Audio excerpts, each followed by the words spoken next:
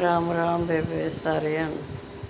एक और छोटी सी कहानी सुनिए वे, आपने अच्छी लगे तो पसंद कर लियो, आशीर्वाद दियो। एक बार की बात है, चंदा मामा बोले अपनी माँ से कि माँ, मेरी भी कोई ड्रेस, कोई कुर्ता सिलवा दो। मेरे पास एक भी नहीं है और देखो कितनी सर्दी गिर रही है। मैं इसमें सिकुड़ जाता हूँ, बिल्कुल ठंडा हो जाता हूँ, पर क्या करूँ, मुझे ठहरना पड़ता है। अब यहाँ पे तो कोई गरम गरम चाय भी नहीं पिलाता, इसलिए माँ मेरा कोई कुर्ता बनवा दो। तो चंदा मामा की माँ ने कहा, अरे बेटा, तेरा कुर्ता तो बनवा दूँ, पर तू उसको पहनेगा कैसे, क्योंकि तेरा नाप कैसे लेवाऊँ, क्योंकि तेरा नाप ही ठीक नहीं रहता। बताओ किस दर्जी को मैं तेरा कौन सा नाप दिलवाऊँ जो तेरे नाप का कमीज सिलेगा।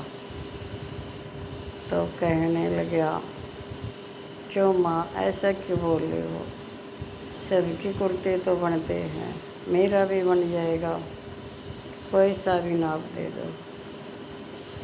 तो माँ कहने लगी, नहीं बेटा, ऐसे कैसे नाप दूँ, कभी तो इतना छोटा हा बन जाता है, बिल्कुल पतला हा नज़र आता है, कहीं उसमें से भी छुप जाता है, और फिर कई बार देखते तो बहुत मोटा हो जाता है।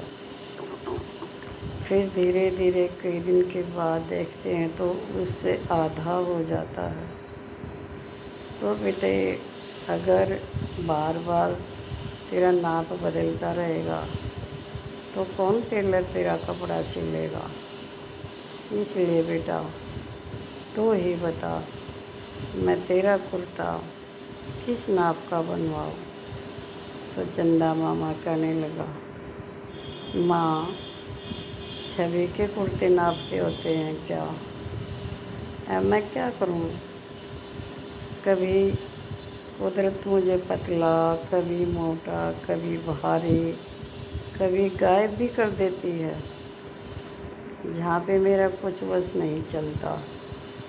ठीक है माँ, मायूस को बोलने लगा, ठीक है माँ, मैं तो ऐसा ही ठीक हूँ, वैसे भी लोग मुझे ऐसे ही पसंद करते हैं, फिर मुझे कुर्ते की क्या ज़रूरत पड़ी। तो माँ कहने लगी, हाँ बेटा, इसलिए तो मैं भी कपड़ा नहीं ख़राब करवाना चाहती थी, चलो तेरी समझ में आ गया तो ठीक है। तो बेबे, ये थी एक चंदा मामा और उसकी माँ की कहानी। कैसे चंदा मामा अपने लिए ड्रेस बनवा रहे थे और कहने के बाद उसकी समझ में आ गई। राधा स्वामी, राधा स्वामी।